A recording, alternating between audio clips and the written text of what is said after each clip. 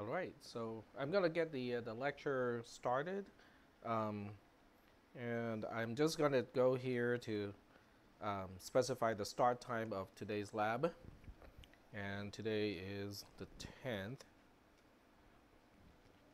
and we'll start it at 11:50 a.m. Oh, that's due date.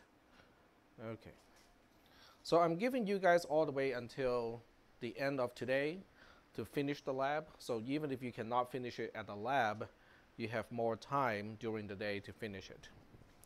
But I'm not going to give you any more time than that, because if you work on it today, the chances of being able to finish it is going to be much higher than putting it off to another day. So I'm just setting up all the times right now, and I think that should be good. No, AM, PM. Yeah, I don't like this part about Canvas, at all. I personally prefer 24-hour format. Um, yeah, I think it's yeah. It doesn't take the usual way to represent time very well. So let's try that again. 59 p.m.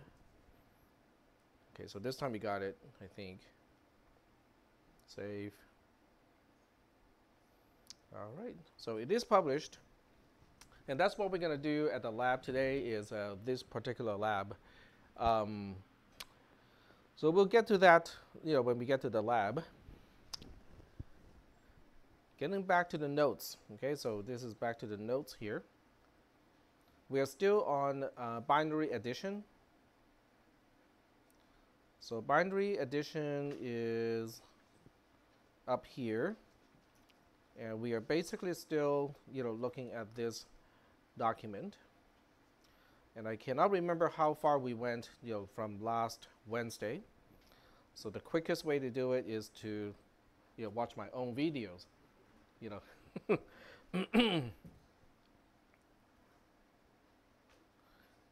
It's kind of like those previously thing, that you see on TV.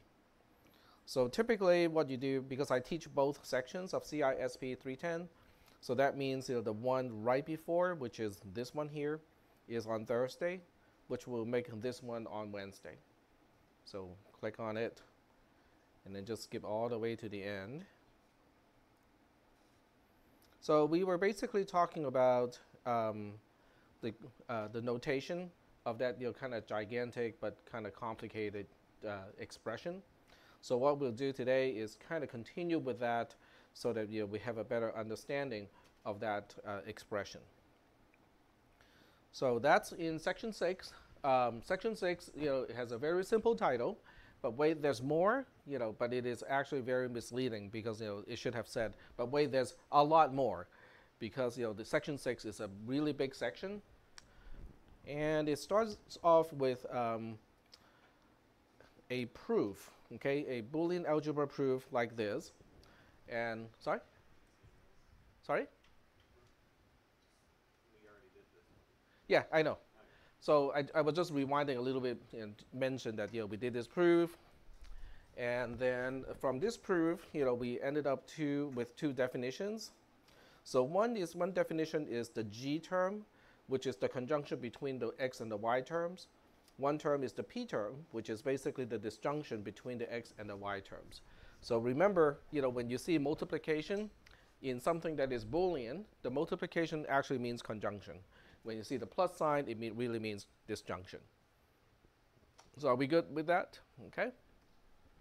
If you have any confusion, if you have any question about, okay, does it actually mean multiplication or does it actually mean addition, please ask in class, okay? Now, so given that, we can now say that ki plus 1 is gi plus pi ki. And the reason why we can say that is because this proof goes from ki plus 1 to xiyi plus, in parentheses, xi plus yi close paren ki. Which basically means if I make xiyi, I just call it gi, and I call xi or yi as pi, I just use those simplification terms, and I end up with a slightly simpler expression, which is this one here. So are there any questions about how we got to ki plus 1 equals to gi plus pi ki? Any questions about that one? No? Okay. All right. So given that, then we go like, but that's not really serving the purpose that I wanted to serve, because I want to remove that dependency of ki plus 1 on ki. Because that's the problem. Because in order for me to compute ki plus 1, which is the carry of digit I plus 1, I need to first find out what is ki, and then ki depends on ki minus 1. That in return depends on ki minus 2, and so on. So that linear dependency is what's slowing down the adder. All right. So what we did next was, we talked about this last time too, but I'm just going to repeat that portion. If I plug in 0 as I, okay, so let me show you the overall equation first. So when you look at this general equation, if I plug in I equals to 0, then I get k1 equals to g0 plus p0 k0, right? It's just a very simple substitution. And you look at this equation, go like, can we make it any faster, any simpler? No, because it only depends on things that is not chained. K0 is an input, so you cannot make it any faster computing K0 because it is not computed. It's a term that is given to you at the beginning. Okay, so K1 cannot be made any faster. Fine, we'll look at K2. So you look at K2, and then you use that equation, and this time we use I equals to 1 to substitute for I. Okay, so that will give us K2 equals to G1 plus P1 K1. But this time we don't like it because, K2 depends on K1, and then K1 depends on K0. We don't like that. But what we can do now is to say, but we know what K1 is. We know how K1 expands to an expression. So what we do is we do a substitution. We say, since K1 equals to G0 plus P0 K0, why don't we substitute that in place of K1? And then we do a distribution. And after the distribution, we got rid of K1. Are we good so far? All right. Did I talk about prefix notation, infix notation, and postfix notation with this class? I don't think I did. Okay. So we look at this and go like, well, maybe even this one. And we ask ourselves, how do we implement that expression, just K1, using logic gates? What do you think? Well, when you look at this, it has no parentheses, so the order of operation seems to be kind of not specified. So what we'll do is I'm going to scroll this one to the top, and then we'll open up a I can just reuse this one. Okay, so what we'll do is we're going to look at an infix expression, which is this one, K1 equals to G0, or, and then in parentheses, P0, K0. The parentheses are not really needed because I'm just using the same convention as in normal algebra. Multiplication has to occur first, and then you do the addition. The operator priority is the same as in C and C++, but this makes it kind of extra clear, right? Okay, so what we'll also do now is to say, if I give you a function called AND, that takes 2 parameters, and I give you one function called OR, which also takes 2 parameters, can I convert this expression, which we call infix notation, into a nested function call that would do exactly the same thing? What do you think? Can we do something like that? Okay. So how are we going to do that? What is the last operation, the overall operation that we need to perform? Was it the OR or was it the AND? It's the OR. Okay, very good. So we have an OR as the overall operation, and OR in this case takes 2 parameters. What is the first thing that we are ORing with? G0, okay, all right. What about the second thing? The conjunction of P0, K0. Okay, conjunction of P0, K0. Okay, so given that we can now look at the infix notation in a function call way, which we also call the prefix format, do you think we can design a gate or design a whole bunch of gates, connected gates, in order to do this? So how would you order those gates?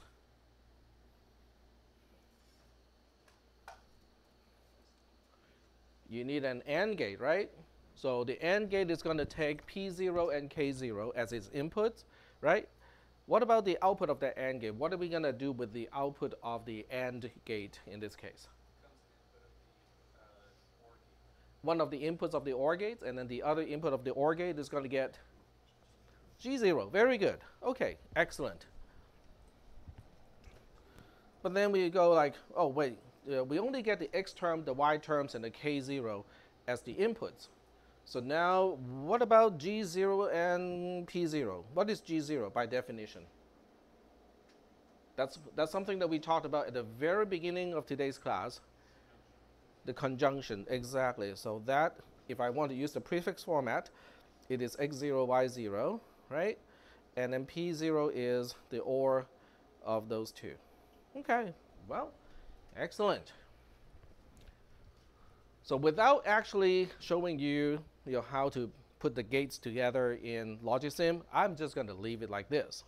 Because from this representation to get into the actual LogicSim, gate design, I think that's something that you can do.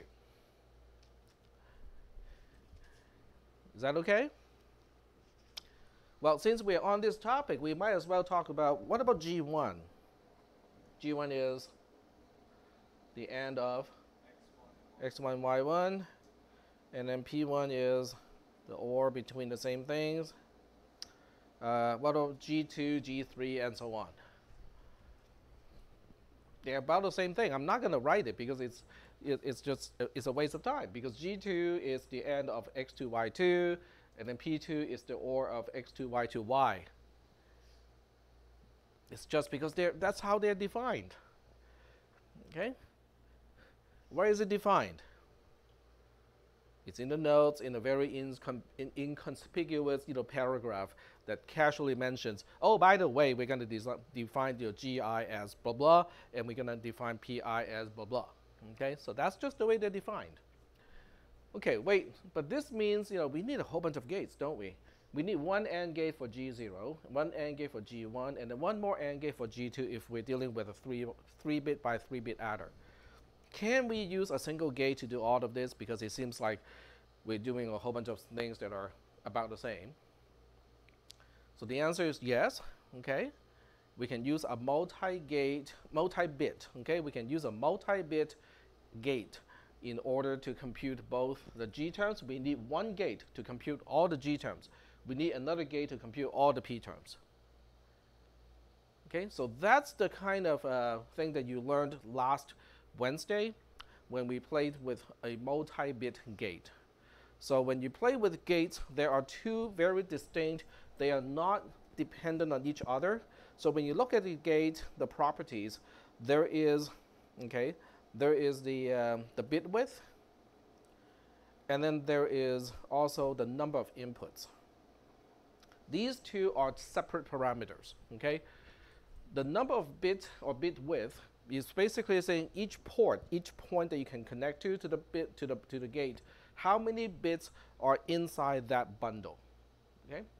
The number of inputs, on the other hand, is saying how many ports do we have as input ports. You can have 5 as a bit width and only 2 as number of inputs. That's perfectly fine. It simply means that bit 0 of the first input is going to be ended with bit 0 of the second input, and then it's reflected as bit 0 of the output, all the way up to bit 4. Is that okay or not?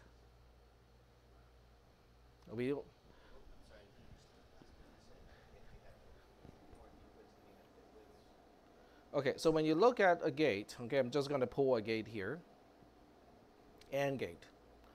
Okay, so see how this AND gate has 5 ports here? each one of the points they can connect to is called a port, P-O-R-T, okay? And with this one, the bit width or data bit is only one. That's also called the bit width, okay? So, but these two parameters are independent. You can change one without affecting the other one. Obviously, data bit is at least one, but it can go up to whatever number they want to support, which is 32. With number of inputs, it doesn't make sense to make it drop below 2. So 2 is the smallest, okay? But it can also go up to some really kind of crazy large number. So the gate looks really funky because the size of the gate, is a lot smaller than the number of inputs or the space that would be needed for all the ports. So these two parameters are different. So that means, when you make your design, you kind of have to think about which one are we manipulating and why are we manipulating it in a particular way. Is that okay? Yep. Are they independent of each other? Or? They are, that's what I said. Yes, they are independent of each other because they represent different things. Okay? So one thing I can add here to my in-class notes is with a multi-bit gate, okay, G of I is the end of Xi, Yi, which is exactly what you want. So if X is a bundle of is a wire that has 3 bits, Y is a wire of 3 bits, then G is also going to be a wire of 3 bits. Bit 0 of G is the end of X0, Y0. Bit 1 of G is the conjunction of X1, Y1. Bit 2 of G is the conjunction of X2, Y2. But we are doing it with one single gate. So that saves you a lot of drawing, routing, and all kinds of stuff like that.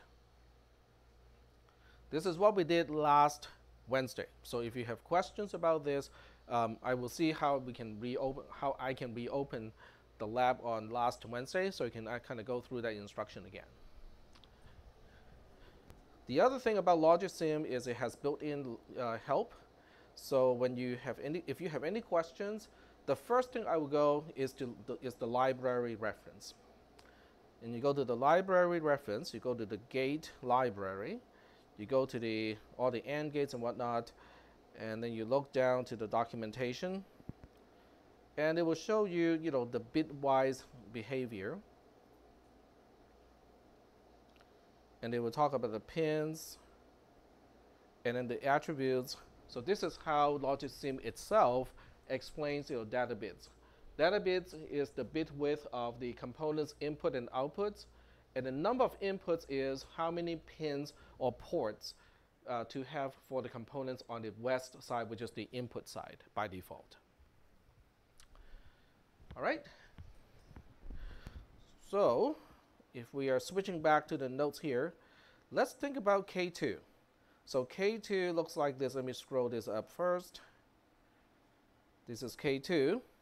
Now, when we are dealing with carry look ahead adder, the whole idea of the carry look ahead mechanism is we do not depend on the previous K.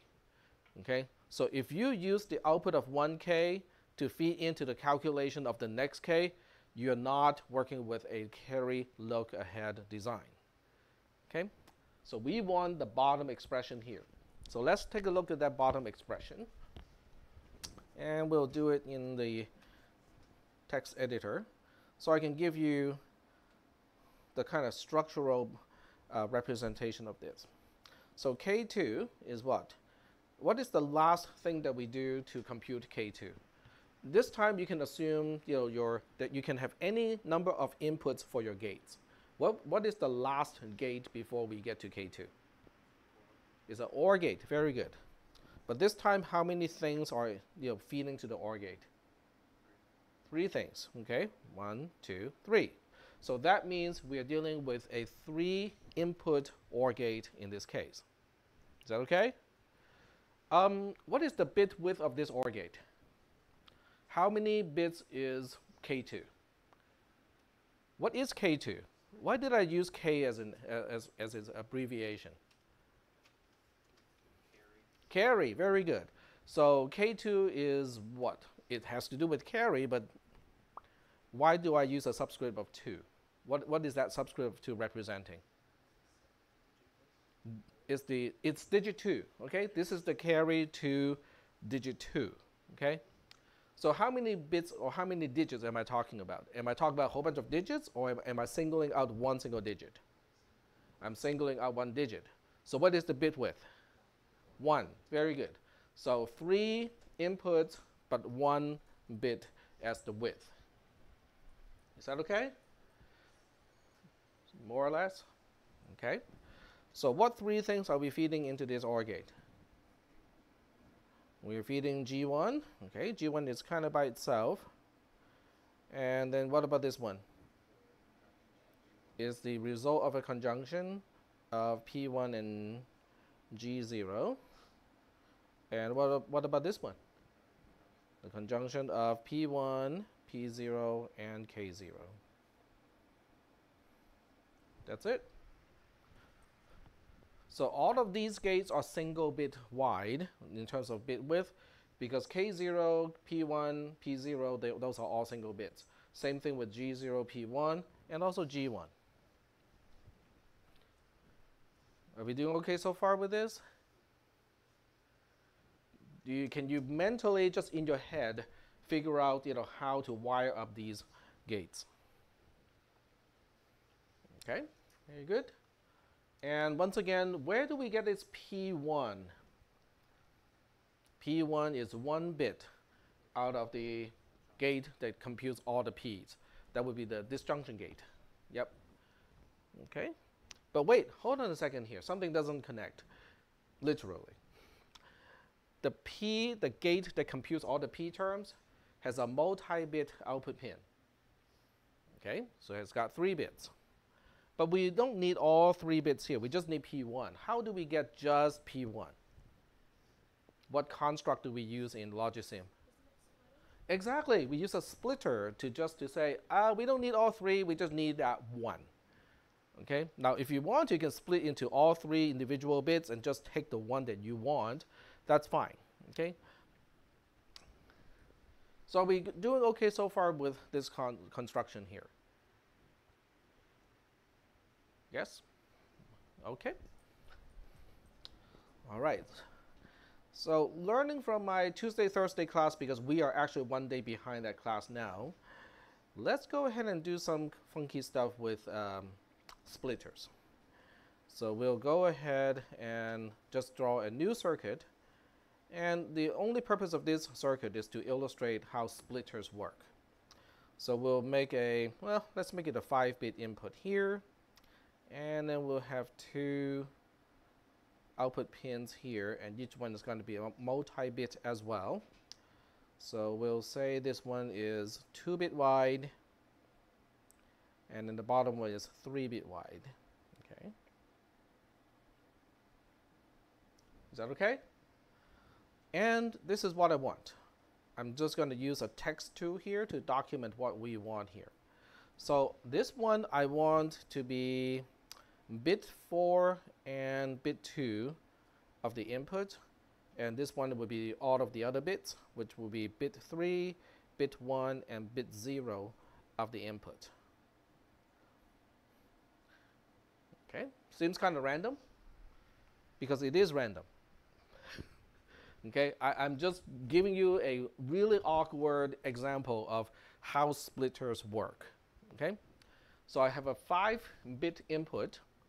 I want bit 4 and bit 2, bit 4 to be here, bit 2 to be here.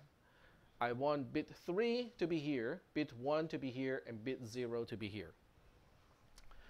If I use a mouse pointer to illustrate how the bits are supposed to go, this bit here, which is the most significant bit of the input, also known as bit 4 in this case, needs to go here into the most significant bit of the top output pin. Bit 2 is this one here, because we count from 0 from the right. So this is bit 2. I want bit 2 to go here. Bit 3 is this guy. I want that to be here. This is bit 1. I want it to be here. And this is bit 0, and I want it to be here. So not only am I trying to illustrate how to use a splitter, but I'm also splitting bits in an interleaved way, which most of the time you don't need, okay? But if you know how to do this, you know how to use a splitter. Is that okay?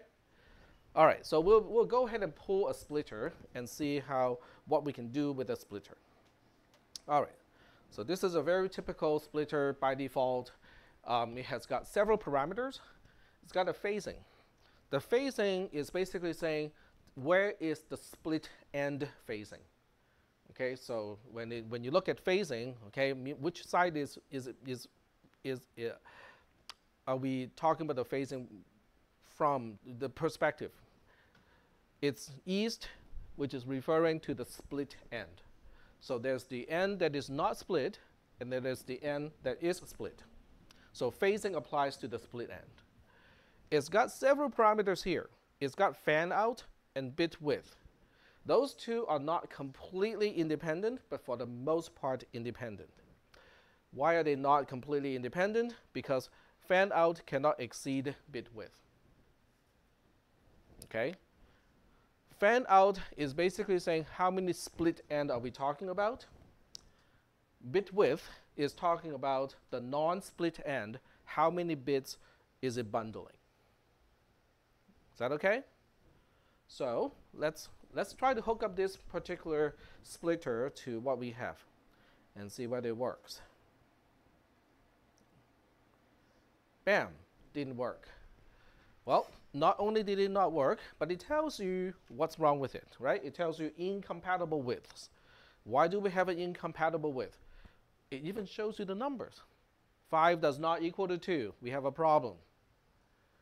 Where is that 5 coming from?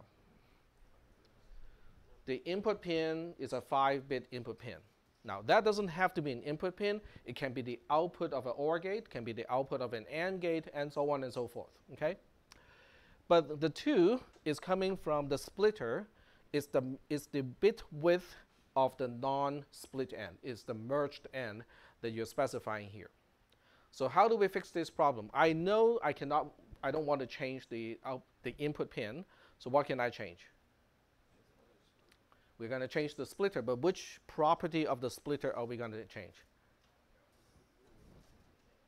Sorry? Yep, we're just going to change the bit width of the splitter. So we click on this one, and then we change the bit width to 5. Very good. All right. So let's say we want the top end to go here, and then we want the bottom end to go to the second pin, which doesn't really have to be like that, but this is one way to do it. Now we get even more orange lines. So what are we going to do about this? Let's go ahead and click on the splitter, because it's not going to be the output pins that I want to change. It's not going to be the wires that I want to change. It's going to be the splitter that I want to change. So with this splitter, what do you think is going to make this work? We want to change how each individual bit that's coming into the splitter, which split end is it going to? Okay, so these drop-down boxes allows you to specify which split end each individual bit of the splitter is going to. Okay, so let's see how we can make this work. So we want bit 4 to go to the top, right? We also want the other one to go to the top, and then everything else go to the bottom. Okay.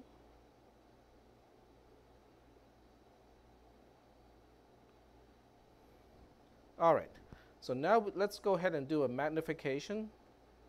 And oh, that's not what I want. But I do want to illustrate and zoom in a little bit.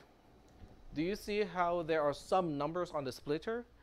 It's telling you that bit 3 and 4 are going to the top wire. It's telling you that bit 0, 1, and 2 are going to the bottom wire. That's not how I want it. Okay, because I specified that this one should be bit 4 and 2. This one should be bit 3, 1, and 0. So I got some adjustments to do here. So go back to the splitter, and this time I will specify bit 2 also goes to the top, but then bit 3 goes to the bottom. like so. And you can see how it adjusted the bit assignment. Bit 2 and 4 are now going to the top. Bit 0, 1, and 3 are going to the bottom. Yep. Okay, so the way I represent it here is, the 4 represents the bit position of the most significant bit, but this one, it is actually the other way around. Okay, so how do I test this? How do I test the design to make sure that I got the right bit going from the input pin to the output pin? Poke it, right? Okay, very good. So we switch to the poke tool. By the way, this is called a poke tool. And if I poke this wire, which bit should adjust? Bit 4, right? Because I count from 0, 1, 2, 3, 4. This is bit 4, and bit 4 is supposed to be this guy. So if I toggle that bit, this bit here should change. Let's see if that's working. Yep. What about this one? This is bit 3. Bit 3 should go to the bottom output pin, the leftmost one, right? Okay, let's see if that works. Yep. Okay, this is bit 2, should go to the top output pin, right digit. This is the middle digit of the bottom output pin. And this is the last one. There we go. Are we good so far? Kind of cool. And occasionally you go like, oh, I just want one single bit out of the entire thing. So let's say this time we just want bit 3, okay? Just arbitrarily, I say this is just bit 3. Okay. How can you do this? Well, there are a few ways to do it. There's the lazy way, and then there's the not so lazy way.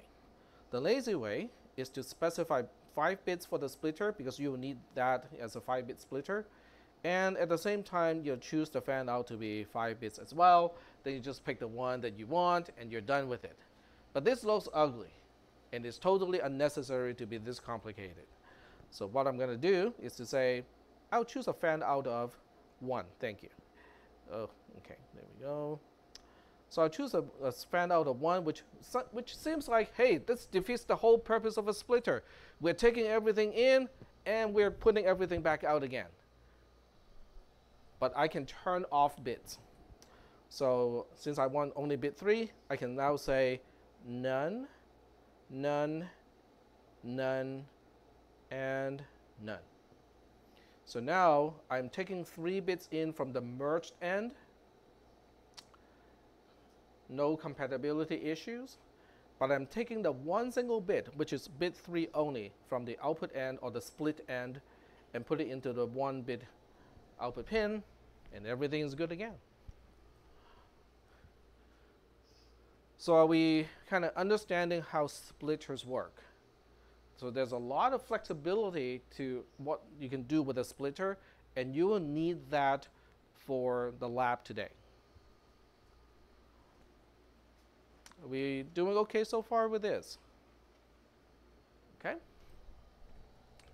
So I can also tell you in today's lab, the most complicated logic that you need to come up with is K3, which is, K3 is expanding to this thing here.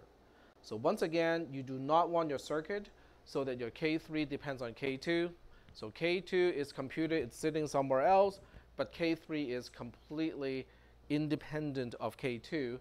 It only relies on all the G terms, all the P terms, and K0 itself. All the P terms and the G terms in return depend on X and Y. Yep. Oh, sorry, him first and then you. Go ahead. K0 what? K0 is an input pin.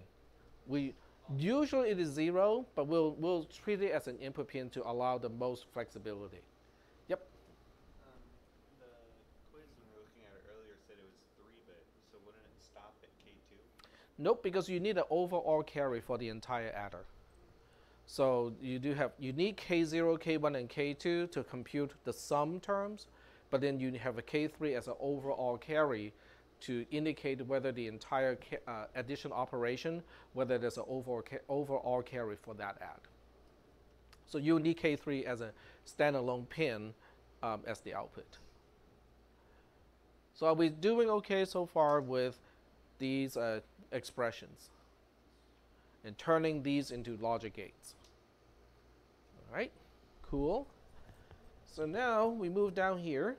So if I know this is K3, do you think you guys can work on K4? How would you work on K4? You plug in K4 equals to G3 plus P3 K3, right? And then the K3 you don't like, you just substitute this expression into the place of the K3, do the distribution, and you're done with K4.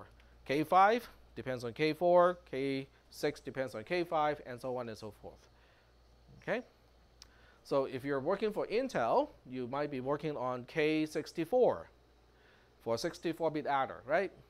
So how are we going to work out the equation or the expression of K64? Are you going to do it by hand? Yep, you're gonna do a script, right? You're gonna write it in a script to do it. Most HDLs can do this. HDL stands for Hardware Description Language. Like VHDL can do it, Verilog can do it. It's basically just a programmatic way to specify connections between components. So now I give you this. I present this really generalized equation that says, if you want to figure out what is kn plus 1, you know what n is. So if you want to figure out bit k64, n is 63. Is that okay? Yes. And then on the other side, we have never seen stuff like that before. But you have seen sigma, or most of you have seen sigma, which is the representation of summation, right? So you kind of know what to do with this. I is just an indexing variable. It goes from 0 to n. And then this is conjunction. This is an AND. So we are ending P0, P1, P2 all the way up to Pn. That's what this subterm is talking about. Is that okay? What about this guy? Well, we're using J here because I is controlled by the outer loop. So J is the variable or the indexing variable for the inner loop. So J goes from I plus 1 to n. So we are basically dealing with P I plus 1, P I plus 2 all the way up to Pn. And that's one big conjunction. What do we do with the result of that conjunction? We AND it with Gi. And I is on the outer loop. I goes from 0 to n. Is that okay? So it's nested in a particular way. Let's see if we can look at this from a slightly different perspective. In other words, can we look at this and then say, can we use a loop to compute this k term here? Or can we use C-like logic to compute that term? So let me arrange the windows in a way that gives us the ability to do it. Okay, so this is what we want to do. All right. So we have to kind of chop it up into several terms. We'll evaluate this term first, but then it needs to evaluate this term, and then we'll evaluate this term, and then do the OR between those things, okay? So we'll say the overall term is, okay, let's not deal with the overall term first. Let's deal with this nested loop here. And we'll not use any variable first, but I will just deal with the indexing variable first. So I is less than or equal to n plus I. And then within this loop, we have a nested loop, which is j equals I plus 1. J is less than or equal to n plus j. This is our inner loop. And then outside of all of this, we have another for loop for just I, go from 0 to n, like so. So I'm setting up just the skeleton of the loops. You can see how the J loop is embedded into or is nested in the I loop. Just like in the expression, the big conjunction is a part of the big disjunction. So is that okay? All right. So now we go like, okay, so what do we put inside these loops? Well, we know the inner loops, okay, both this one and also this one, they have to deal with conjunctions, okay.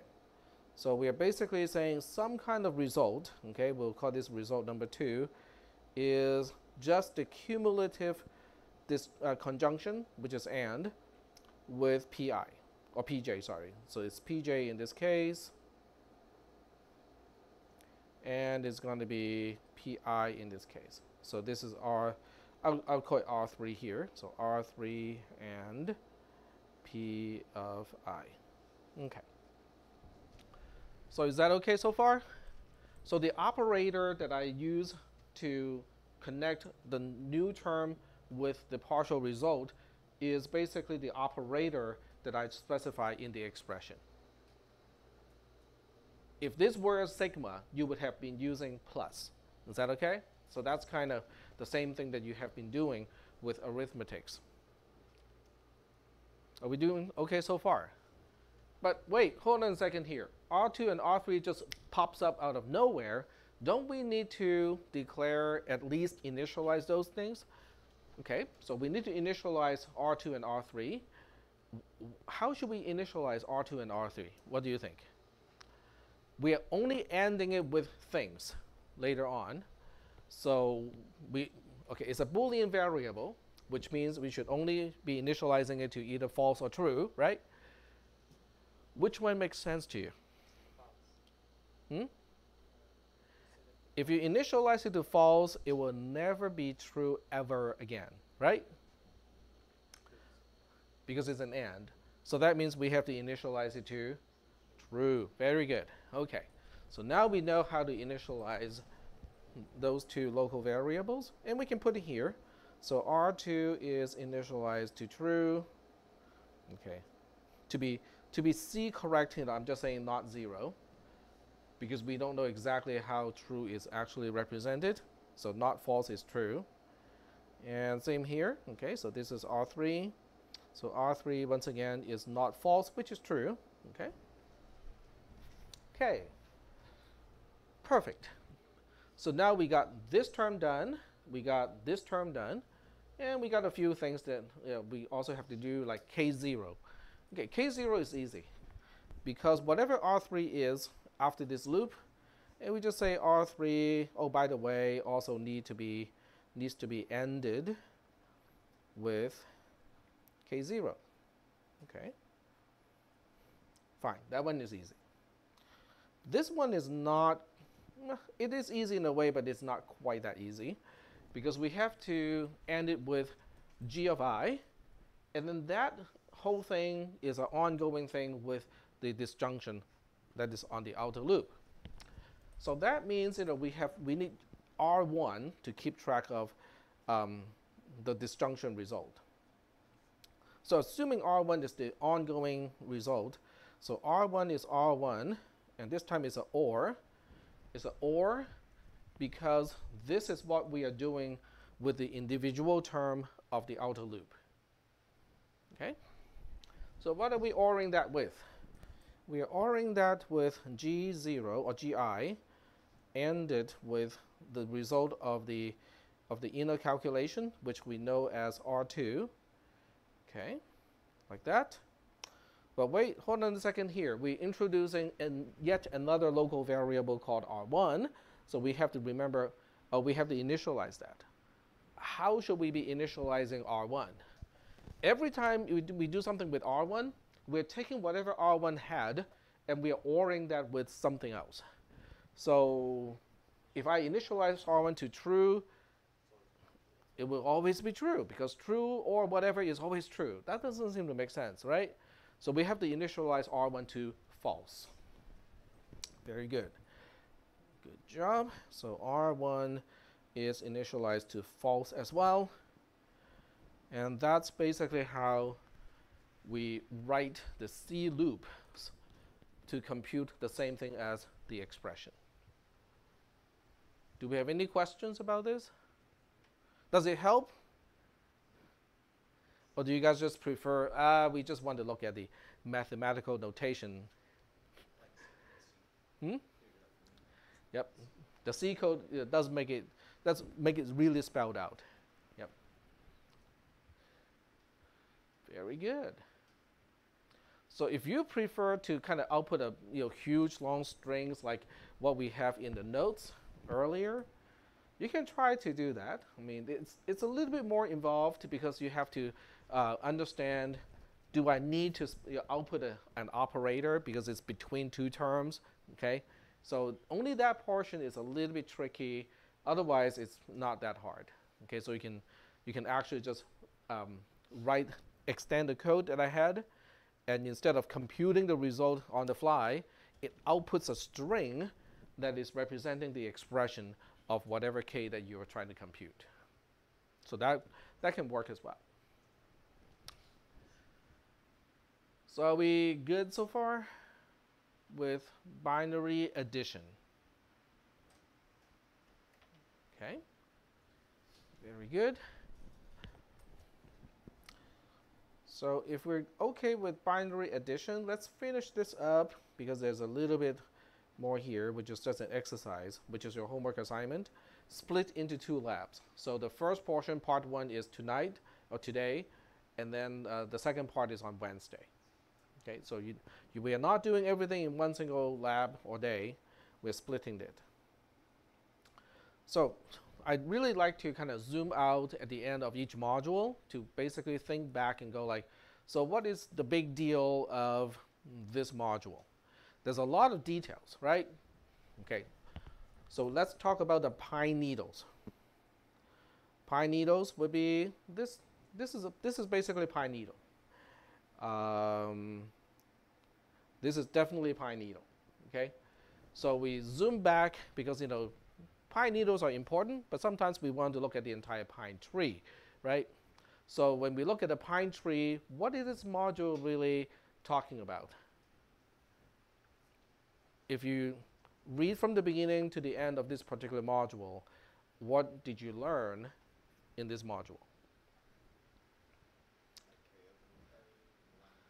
We are implementing an adder using logic gates. But addition, by its very nature, is an arithmetic operation. So the pine tree is to say, oh, we are taking this arithmetic operation and we are boiling it down to logical operations. Now, yeah, this stuff is kind of complicated. There's a lot of details to it. But when you zoom out and not really look at the pine needles, the significance is we are converting an arithmetic operation into bitwise operation. And why is that important? How does this pine tree fit into the forest?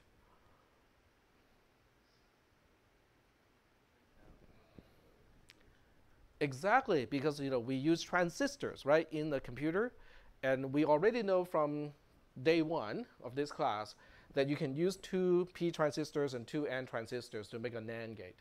That's pine needle. But the pine tree of that particular module is to say, oh, we can use transistors to make out all the logic gates that we are familiar with. We can do NOT gate, AND gate, OR gate using the NAND gate, which means everything, all the logical operators in C and C++, we can do all of that using P and N transistors. That's the first pine tree. This is the last pine tree so far. Okay, so when you look at the forest, which is kind of linear, it's a strange forest because it's all the trees are in a row. What is the significance of that forest so far? We can do addition using transistors. And why is that important? What do you want your computer, your processor, to be able to do? Crunch numbers, very good. Okay, but crunching numbers involve addition. Addition is the very core, basic level of computation. Is that okay? But what about sine? What about cosine? What about, square and exponent and stuff like that? They can all be done, but they boil down to addition at some point. So it's very important to get addition done first. Okay, so we are now laying down the foundation. Step by step, we are building bigger and bigger constructs for the processor's ability to compute. Okay? All right. So are there any questions about the pine forest? Individual pine trees? Pine needles? Okay? So the pine needles are not unimportant. It's just that sometimes we want to kind of keep an eye on the overall forest, just so that we know why we are talking about this. Is that okay? So everything is important, but it's also kind of important to keep an eye on why are we talking about this? What is the significance of this stuff? So the next one is called subtraction, not surprisingly. And then we'll take a look at binary subtraction. So when we look at binary subtraction, assuming that you kind of read up on binary addition, you kind of know that we also have a result after a subtraction. And instead of saying that 2 minus 6, well, I should pick it something else, 2 minus 5, okay? So instead of saying 2 minus 5 is negative 3, we say 2 minus 5 is 7 with a borrow. This is how we can perform multi-digit subtraction. Is that making any sense? So how do you know that? How do you know that 6 minus 1 is only 5 and there's no borrow or borrow of 0? And 1 minus 6 is a 5 with a borrow of 1. How do you know all that stuff? You got it all memorized because you have used it so many times over the years. You got it all memorized. But when you're learning subtraction, did it take you a long time to remember all of that stuff? You cannot remember. But I can almost guarantee that it took you quite a bit of time to remember all that stuff. Well, how do you even know that? How do you even know that 1 minus 7 is a 4 with a borrow of 1? How did you know that? How did your teacher teach you that? Huh? I said never use borrow. Never use borrow? Nope. Then how do you do multi-digit subtraction without the concept of borrow? Do you see what I mean? Okay, so the way I can see how that concept is going to be taught is here's 1, and this is 7. Okay, so 2, 3, 4, 5, 6, 7. Yep. Okay, so this is 1, this is 7, and you ask the question, do I have enough? Nope, you don't have enough. What am I going to do? I'm going to borrow a 10. Okay. So I'm going to borrow a 10. 1, 2, 3, 4, 5, 6, 7, 8, 9, 10. Let me count it again. 1, 2, 3, 4, 5. 1, 2, 3, 4, 5. Yep. So this is the one that you start off with. This is what you're borrowing. When you borrow a 1, you're borrowing a $10 bill from the next guy. Okay. So the 1 specifies the quantity of what you're borrowing, but the unit that you're borrowing is a 10. So now how much do you have? After I borrow, I got 11, right? This bar is now bigger than this bar. We can do the subtraction. The subtraction says only this much is remaining. We got 1, 2, 3, 4 remaining. So 4 is the answer of the subtraction, but there's a borrow of 1 that is necessary to carry out the subtraction. Okay? So in base 10, once again, your subtraction table goes from 0 to 9 on one side and goes from 0 to 9 on the other axis. And this time there's no symmetry. Unlike addition, where it is commutative, subtraction is not commutative, which means you do have to remember every single entry in this table. Now, I understand that some entries are kind of trivial, like these entries are trivial, but you still have 81 items to really memorize, which is a lot, okay? Especially when you were in 1st or 2nd grade. What's in your mind, in 1st or 2nd grade, other than subtraction? Stuff that you probably don't want. It doesn't really matter by now, but back in those days, maybe how to play how to swing a yo-yo, right? Who gets to ride a bicycle without train or wheel on first? That sort of thing, right? But this is boring. So that's why subtraction in binary is really cool, because 0 minus 0 is 0 in base 2, and also the same in any other base. It has a borrow of 0, and at the same time the result is also a 0. So when I refer to the term of result, it is the same meaning as when we do binary addition. So 4 is the result of 1 minus 7. The borrow is 1. Okay? So 0 minus 0 has a result of 0 and also a 0 for borrow. Does that make sense? Maybe. I hope it makes sense. Okay, what about this one? 1 minus 0 is 1 without a borrow. Does that make sense? We'll deal with the next one, which is 1 minus 1. 1 minus 1 is a 0, but we do not have a borrow either. Makes sense? So only the last one looks kind of funky. 0 minus 1 has a result of 1, but has a borrow of 1 as well. Is that okay? All right. And that's it. That's the whole binary, the whole table that you have to memorize when we are talking about subtraction in base 2. How long do you think it's going to take me to explain this to elementary school students? 15 minutes, right? Especially before they were introduced to base 10 numbers. Once they were introduced to base 10 numbers, then it would take a much longer time. Is that okay?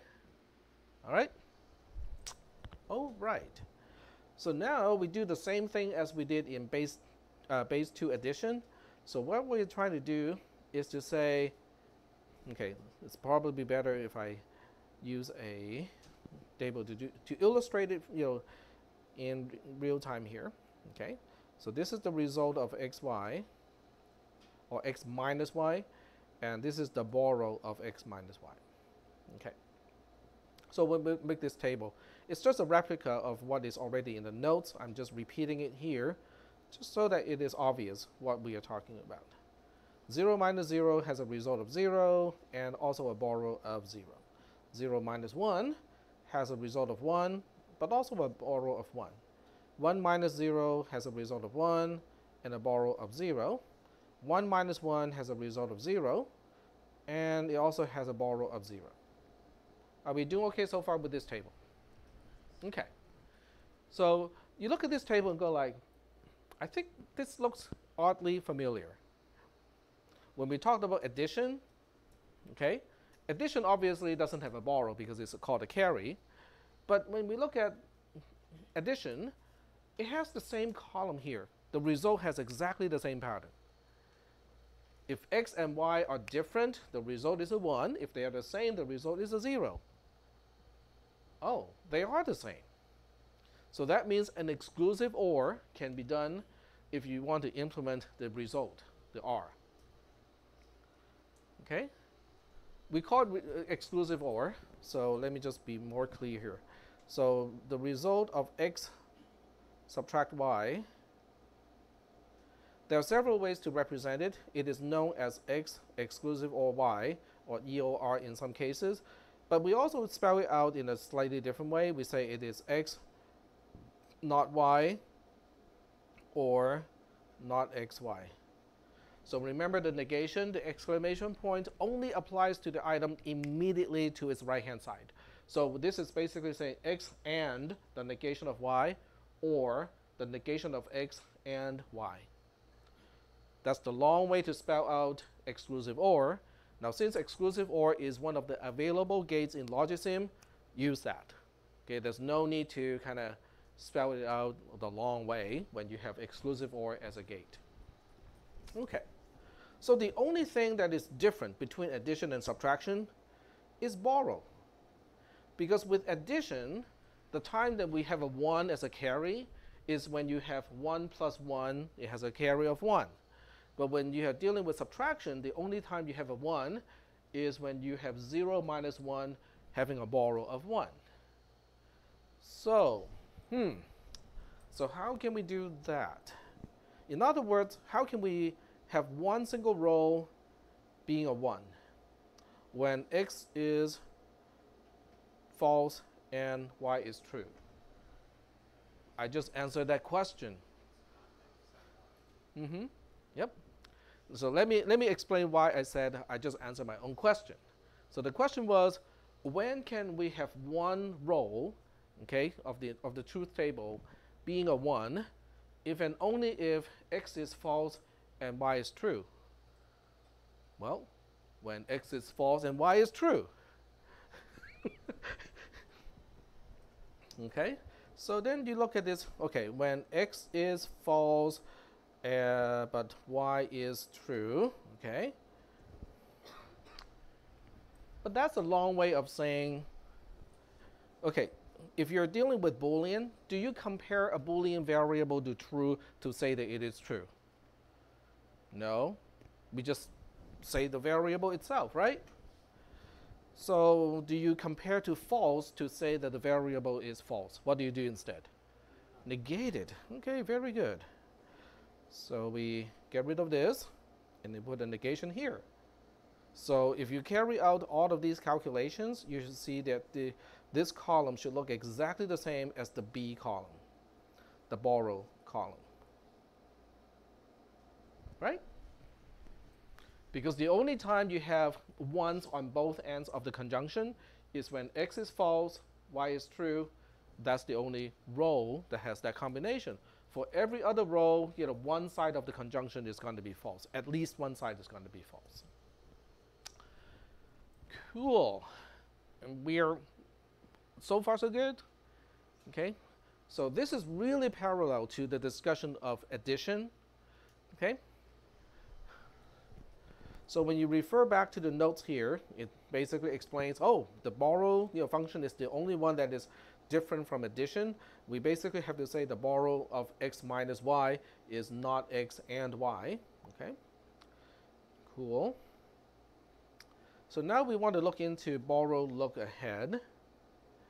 And once again, we have a little exercise on Boolean algebra. Okay. I like this stuff because it convinces me that the math is right.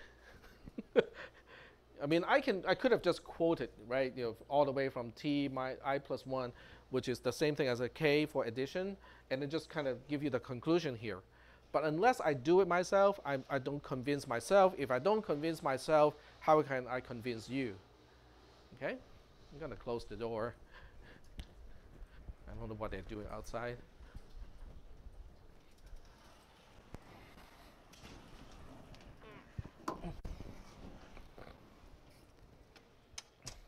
Turns out to be a rolling backpack.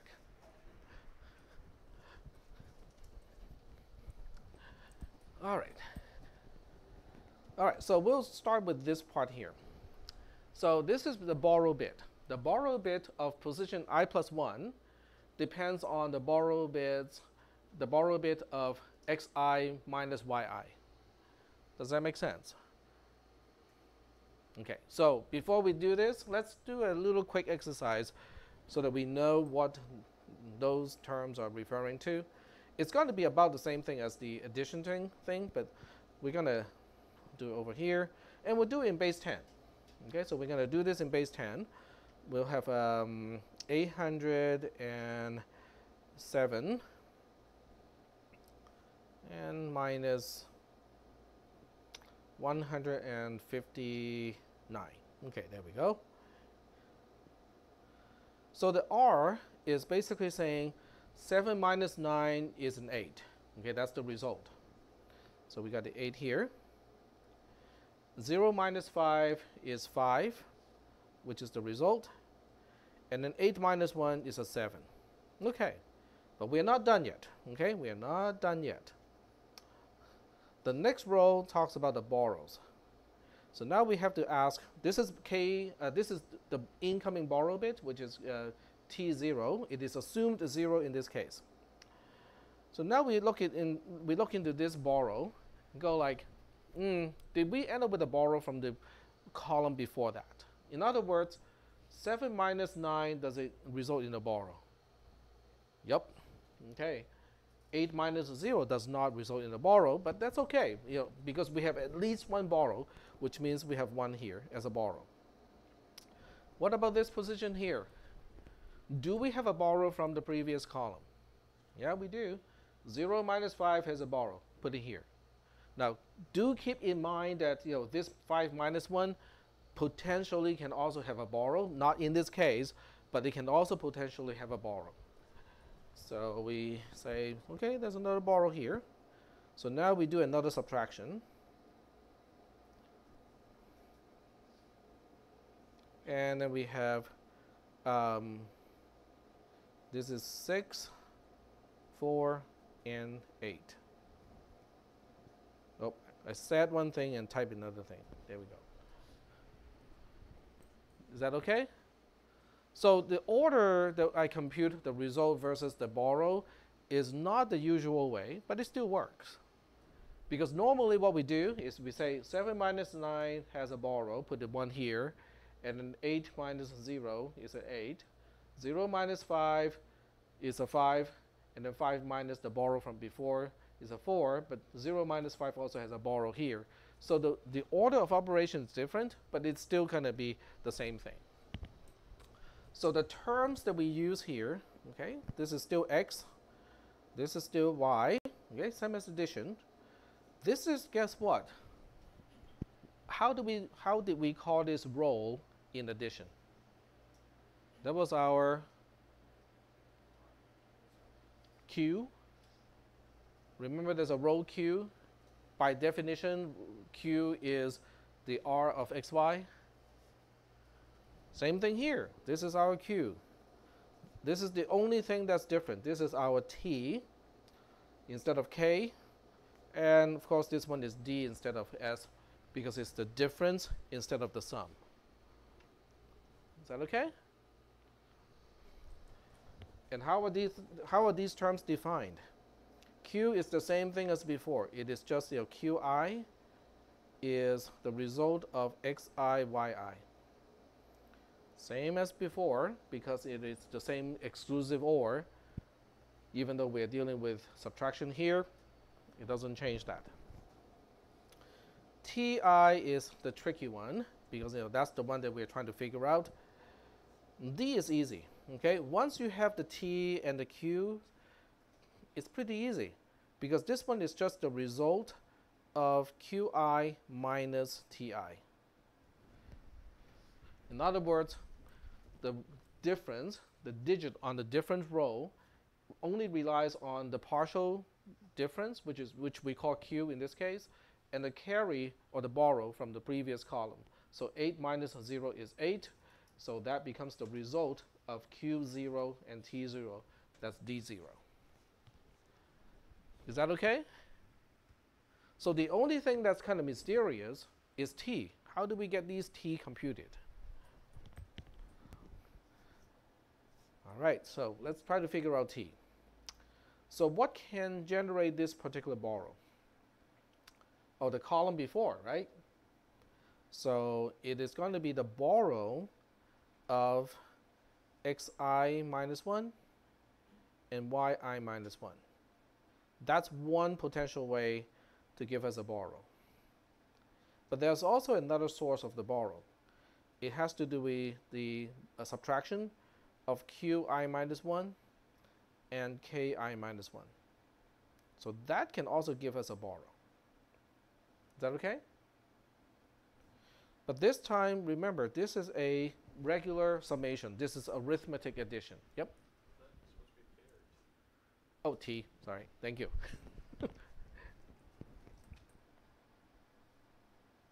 There we go. That's supposed to be t for borrow. Okay. So now the question is, can I get rid of this arithmetic operation and really turn it into a disjunction, an OR? What do you think? Now, to turn this from a real addition into an OR, that means we have to think about a case when both sides of the plus are ones. So we have to say Is that possible? Because we did an analysis with addition already, and in addition, the carry cannot, both of these cannot be ones with carries. So now the question is, with borrows, can they both be ones? Especially in base 2 subtraction. Okay? So when do you think this borrow term is a 1? According to the way we define borrow, which is not x, y, right? So that means, x has to be false, y has to be true, right?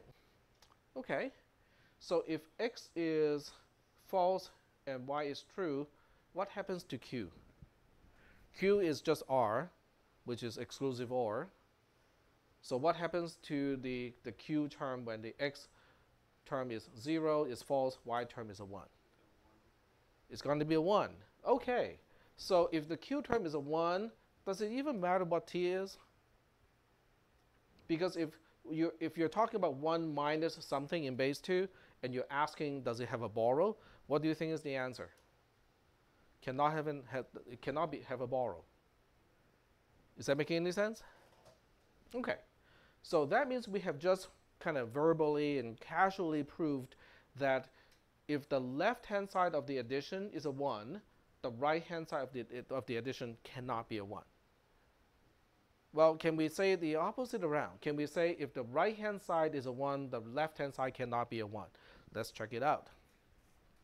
When we say the right-hand side is a 1, that means the q term is a 0, the t term is a 1. The t term I really have no control over, okay? Fine. So the q term being a 0 means what? If the q term is a 0, there are only 2 cases, okay, where the q term is a 0. X and y are the same. Exactly. So x and y can both be 1s, or they can both be 0s. Because in both of those cases, the exclusive OR, which is what the q term is representing, is going to be a 0. Okay? So if x is a 0, y is a 0, do we have a borrow? No. What if they're both 0s? I think we just said that. What if they're both 1s? No borrow either. So we have just proven the other way around of saying if the right-hand side of the plus is a 1, the left-hand side cannot be a 1. So when you combine those two, then what it's really saying is between the 2 sides of the plus, only up to one side can be a 1. They can both be 0s, by the way, okay? But only up to one side can be a 1, which means, oh, we don't need the arithmetic addition anymore. A logical OR would do exactly the same thing. But didn't we do that with carry, with the adder? Yep, we did. So you can see how addition and subtraction are very much alike, with only very minor differences. Okay, so given that, now we can look at this gigantic, well, a whole bunch of pine needles. Okay, that's what I'm going to call it. A whole bunch of pine needles. So what happens between line 1 and line 2? Even though I do not expect you guys to come up with a proof, I do expect everybody to understand how each line derives to the next line. How do we go from line 1 to line 2? Pretty much how b is defined, right? b of xy is not xy. Okay, so we just expand it twice. How do we go from this line to this line here? I mean, the only thing that is changed is qi got expanded to this thing here. Well, that's what r is, okay? And q is the r of xy, and that's why we end up with going from here to here. How do we go from here to here? That one may not be very obvious. It's called De Morgan's law, okay? So it's a little bit not obvious because what it says is you can distribute a negation to the inside of something. But when you do that, you have to flip a disjunction into a conjunction. If this were a conjunction, you have to flip it into a disjunction. That's De Morgan's law. Okay? So this one is not obvious. The next line is kind of the same thing. Going from here to here, if you look at the negation of this conjunction, I apply De Morgan's law. I distribute the negation into the inside. That's why I end up with not x and also not y, which cancels out to become just y. But then the conjunction becomes a disjunction because of De Morgan's law. So you can kind of take it for granted for now that this is just De Morgan's law. And then from here to here is distribution. From here to here is a simplification. The simplification looks at the conjunction of not x, x. Okay, if you're looking at not x and x, it's guaranteed to be false because at least one side is going to be false. Same thing with y not y, or y and not y. At least one side, well, exactly one side is going to be false, so the whole conjunction is going to be false. So that's how I end up with these two zeros. We got canceled out because false or whatever is always whatever. Okay, so I can just get rid of the zero because it doesn't really do anything useful. So I end up with this term, and then I did the same trick as last time. I introduced and true, but then true is the same thing as true or whatever or whatever. Is that okay? Because anytime you start with a true value to begin with, and you're using disjunction, the result is always true. But I do this because I can now do a distribution. So I end up with this term, and this term. Is that okay? This term, and then I do some rearranging. This term ends up over here, so I can do factoring. So I look at these two terms, I factor it like this. I look at these two terms, I factor it like that. All right? And then going from here to here, what did I do? Oh, I factor out not xi. So not xi is common to both things here. I factor it out. I look at here, yi is common. I factor that out. And then I end up with yi or not yi, guaranteed to be true. Therefore the 1. Not xi or xi, guaranteed to be true. Therefore the 1 over here. Cancel out, the 1 doesn't really do anything, so I just kind of eliminate that. And then I factor out the ti to be on the outside. Not xi, yi becomes the only thing inside that conjunction. Okay, so the path of this particular derivation is a little bit longer than the one for addition because I had to apply De Morgan's law 3 times. But otherwise, it looks kind of, I recycle many of the same tricks that I did before. Okay, but this is the bottom line that we need to look at. So once we have that term, then this is the kind of slightly confusing part. I'm redefining, and that's why you can see how I underline the RE part here.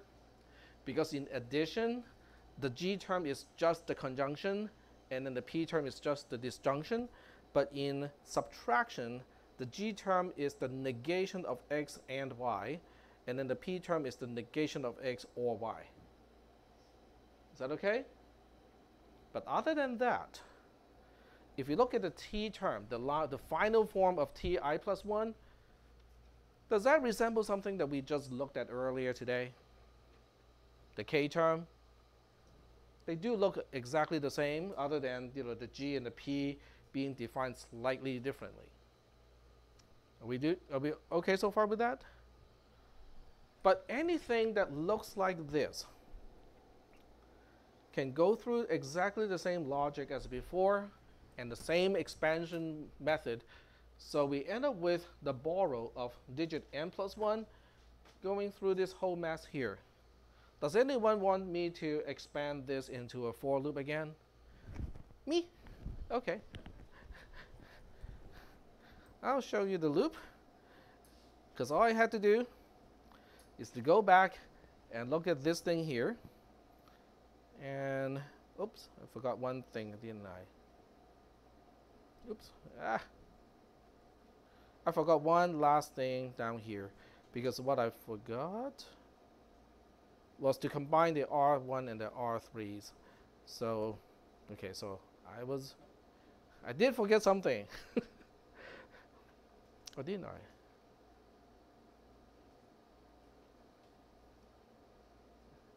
Give me a second here. I did forget. Okay, because I figured out what the R's are, and then I forgot to combine those two. So basically, K of n plus 1 is R1 or R3. I forgot about that part, the very last part I forgot. But in this case, it's going to be Tn minus 1. It's going to be the same thing because the structure of T, the T term and the structure of the K terms are exactly the same. What is different? The way we define the G and the P terms are slightly different.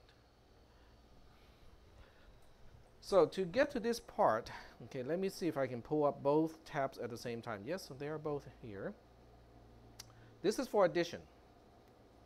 So when you look at addition, you can see how, okay, so when you look at addition, let me scroll back up to the one statement that I want you to look at. Okay, see how we end up with this term here? That's for addition.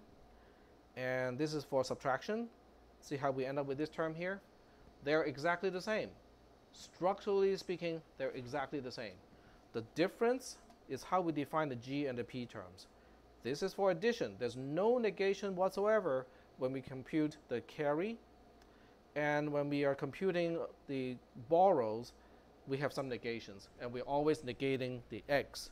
But other than that, they are structurally the same. Now, this term here, this expression, only has to do with this structure. Has nothing to do with how G and P are defined. And that's why in the end, the closed form of computing the borrows is exactly the same as the closed form of computing the carries. The only difference is whether the G and the P's are defined with a negation of the x term or not. So is that okay so far? You can see how subtraction is really not that different compared to addition in binary. All right. So this means, since we have covered this module, so your job is to make sure that you read the modules and make sure that you understand the material up to this point. Once again, the proof, I'm not expecting you guys to be able to prove something like that. I would not ask you to do it, but you should understand how the lines connect. Okay, so that part I do expect. All right. Cool. So what we're going to do now is we're going to transition to the lab. You have a few minutes if you want to take a break. And then at the lab, we'll start with